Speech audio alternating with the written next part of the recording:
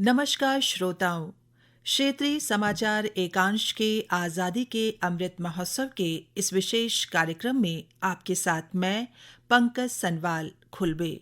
श्रोताओं, कार्यक्रम में आगे बढ़ने से पहले आइए सुनते हैं ये संदेश। कोरोना वायरस के नए स्वरूप ओमिक्रॉन को देखते हुए आपसे अपील है कि सतर्क रहें और पूर्ण टीकाकरण कराएं। 15 से 18 वर्ष के किशोरों और अन्य लोगों के टीकाकरण में भी मदद करें। सुरक्षित रहने के लिए कृपया 3 सरल उपायों का पालन अवश्य करें। मास्क पहनें, 2 गज की सुरक्षित दूरी बनाए रखें, हाथ और चेहरा साफ रखें। कोविड से संबंधित किसी भी जानकारी और मार्गदर्शन के लिए राष्ट्रीय हेल्पलाइन नंबर 01123978046 और 1075 पर संपर्क करें। इसके अलावा प्रदेश हेल्पलाइन नंबर है 104 और 0135 2722 100 और 2724 506। और आइए श्रोताओं, अब सुनते हैं आज़ादी के अमृत महोत्सव पर ये विशेष कार्यक्रम आज़ादी का सफर आकाशवाणी के संग। आज़ादी का अमृत महोत्सव।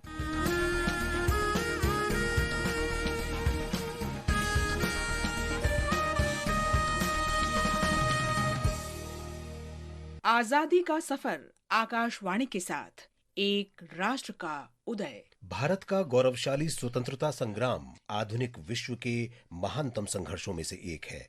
आकाशवाणी समाचार आपके लिए प्रतिदिन इस संग्राम की एक झलक लेकर आता है।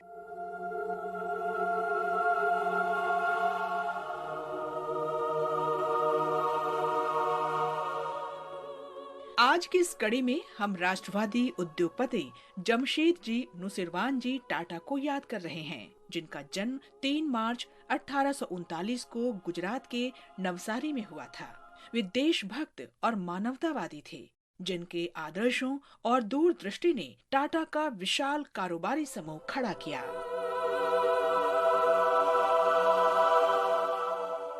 स्वदेशी आंदोलन हालांकि 1905 तक शुरू नहीं हुआ था, लेकिन जमशेद जी टाटा ने इस सिद्धांत को अपने जीवन में उतार लिया था। उन्हें विश्वास था कि भारतीय कंपनियां कपड़ा उद्योग में ब्रिटिश प्रभुत्व से प्रतिस्पर्धा कर सकती हैं। उन्होंने 1869 में बॉम्बे के चिंचपोकली में एक जीर्ण और दिवालिया तेल मिल का अधिग्रहण किया और इसे कपड़ा मिल में बदल दिया। जमशेद जी इंग्लैंड की यात्रा पर गए और लंका शहर में कपास व्यापार का विस्तृत अध्ययन किया।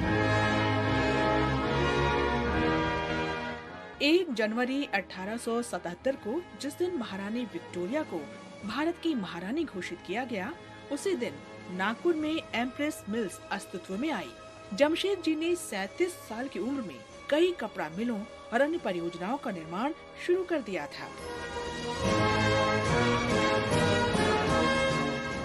लगभग 1880 से 1904 में अपनी मृत्यु तक जमशेद जी जीवन के 3 महान उद्देश्यों के लिए प्रयासरत रहे और उन्हें आगे बढ़ाते रहे।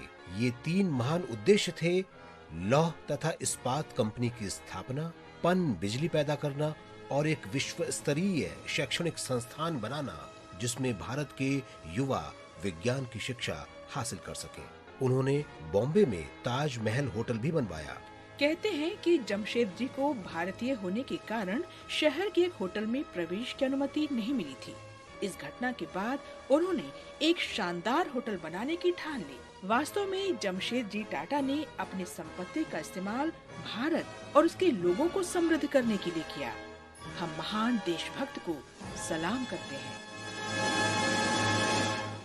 किसी का यूं तो हुआ कौन, उम्र भर फिर भी ये हुस्न इश्क तो धोखा सब मगर फिर भी।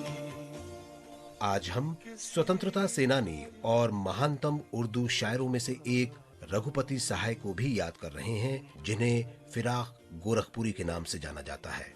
3 मार्च 1982 को उनकी मृत्यु हुई थी। उन्होंने महात्मा गांधी के प्रभाव में स्वतंत्रता संग्राम में भाग लेने के लिए डिप्टी कलेक्टर का पद छोड़ दिया था। फिराक गोरखपुरी का जन्म 28 अगस्त 1896 को उत्तर प्रदेश के गोरखपुर में हुआ था। उन्होंने कम उम्र से ही उर्दू अदब की बुलंदियों को छू लिया था। उन्होंने अपने समकालीन अल्लामा इकबाल, फैज अहमद फैज, कैफी आजमी और साहिर लुधियानवी जैसे प्रसिद्ध उर्दू शायरों की मौजूदगी के बावजूद इस क्षेत्र में अपनी पहचान बनाने में कामयाबी हासिल की।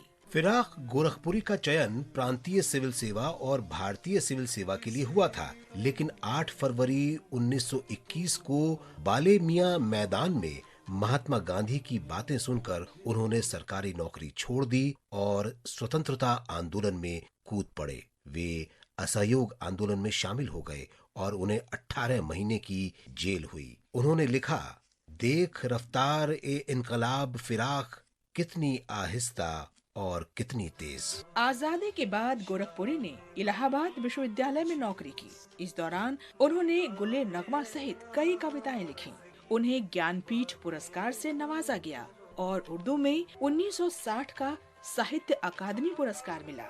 1968 में उन्हें पद्म भूषण और सोवियत लैंड नेहरू अवार्ड मिले। वे विश्वविद्यालय अनुदान आयोग में शोध प्रोफेसर और आकाशवाणी में प्रोड्यूसर इमेरिटस रहे। इस महान भारतीय को आकाशवाणी का सलाम।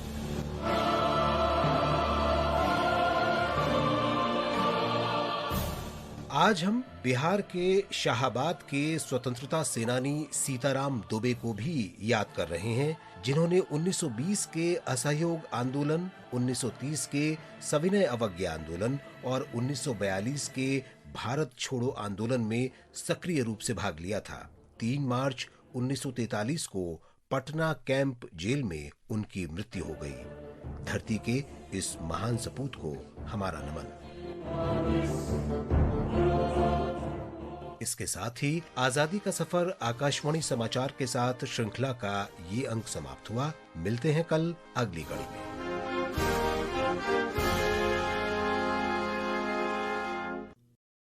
अभी आप सुन रहे थे ये विशेष कार्यक्रम आजादी का सफर आकाशवाणी के संग। श्रोताओं, एक बार फिर हम आपसे ये कहेंगे कि कोरोना वायरस संक्रमण से बचाव के लिए सभी सावधानियों का पालन अवश्य करें।